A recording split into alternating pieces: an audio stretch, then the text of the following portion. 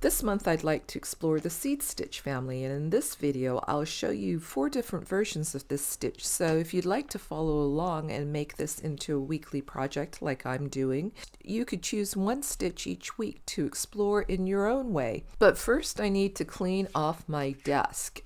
If you have any suggestions on how to keep your workspace tidy, please do share. I'm in desperate need of help here, as you can see. I've been working on these pieces here for a show that I have coming up at the Silk Weaving Studio on Granville Island in Vancouver. And you might recognize some of the embroidery techniques that I've been introducing this year so far, and some of them you may not recognize. But all of these pieces are made with really simple techniques. And there's a little bit that I want to work on now using the seed stitch, which is our stitch for the month. So that's what I'm going to use to demonstrate. So what is the seed stitch? The seed stitch is basically just a short straight stitch. That's it. With the seed stitch, you don't have to follow any particular lines. You can move your stitches around however you like. Now, you can do these stitches in a more organized way, and I'll talk about that a little bit later. But for now, I'd like to show you one of the ways that I use randomly scattered seed stitches. My plan is to change the appearance of this scrap of cloth so that the pattern on the cloth is no longer what is most noticeable. I'm just doing these random stitches in whatever direction I feel like, making my decision about each stitch as I go along. There's no plan, there's no pattern to follow. I'm just doing whatever I feel like. And to me, this is probably the most basic slow stitch that there is, because there's nothing to think about. You just put your needle down, and wherever your stitch falls, that's where it is. And you can make rules for yourself if you like. You can decide that none of your stitches are going to cross each other, which, if you're being picky about it, strictly speaking, seed stitches don't cross each other, because as soon as you cross the stitch over, it becomes what's called a cross stitch.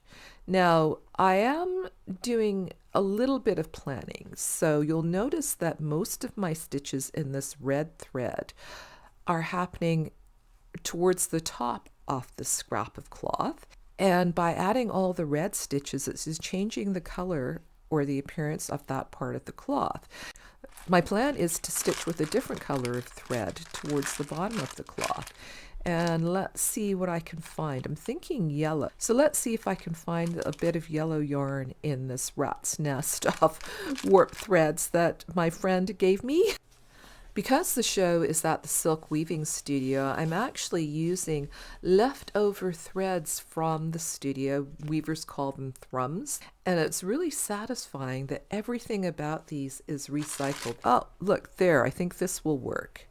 So the yellow threads, I'm going to concentrate them around the bottom of my piece of cloth. So what I'm hoping is that there will be a gradient from mostly red at the top to mostly yellow at the bottoms.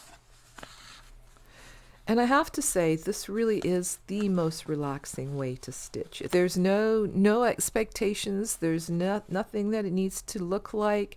I can stop whenever I want, and it won't look unfinished. It's just the most relaxing thing to do, I think. So that's one way that I like to use seed stitch.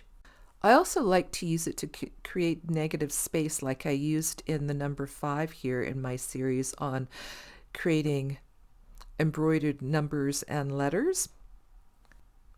But now I would like to show you another variation on the seed stitch. It's something called the double seed stitch.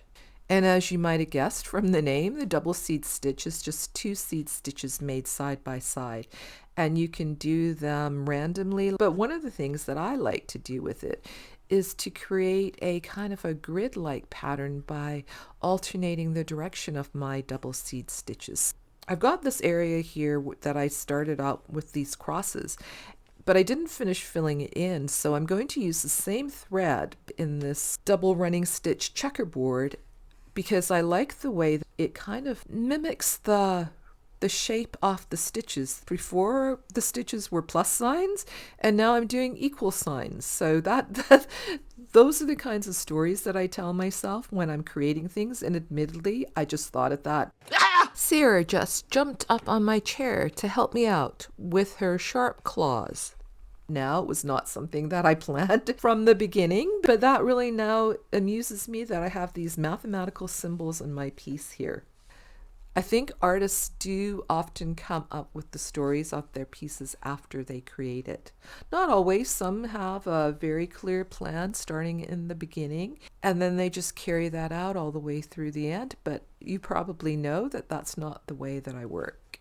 And now you're starting to see how building up layers and areas of stitch starts to make this cloth into something quite different than the way it started out.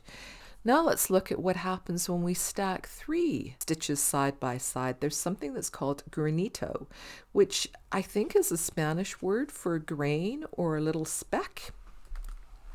And that, as I suggested, is made with 3 stitches side by side. The first stitch starts out in the middle, and I'm using some of that lovely silk thread for this. So I'll make 1 stitch in the middle, and then you just make 2 little straight stitches or seed stitches on either side of it. And you'll notice that I'm holding the thread over to one side as I make the first stitch.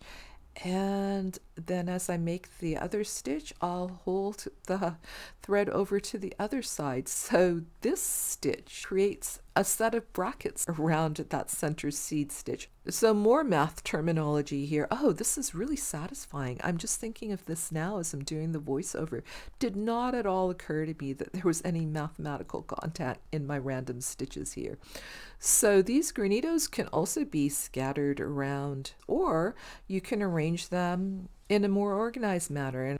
And that's it. Super simple. So for my 4th stitch, I'd like to show you another variation that uses 3 side-by-side seed stitches, and that is called the sheaf stitch. And I'm going to again use this lovely silk thread. So to do this sheaf stitch, you're going to make 3 parallel straight stitches. And now these are going to be slightly longer than the tiny little seed stitches that we've been doing, and you'll see why in a minute. So you'll make those 3 stitches side by side, and then you'll bring your needle up on your cloth in between those stitches, and then take it under one of the stitches out to the side, wrap it around all 3 stitches, and then go back in again in the middle so that it looks like those 3 little stitches have been cinched together. So we've done 1 seed stitch, 2 seed stitches, 3 seed stitches, and this is a series of 4, the 3 long ones, and then the one that goes across and wraps it all up. So that's very satisfying. 1, 2, 3, 4, more math there.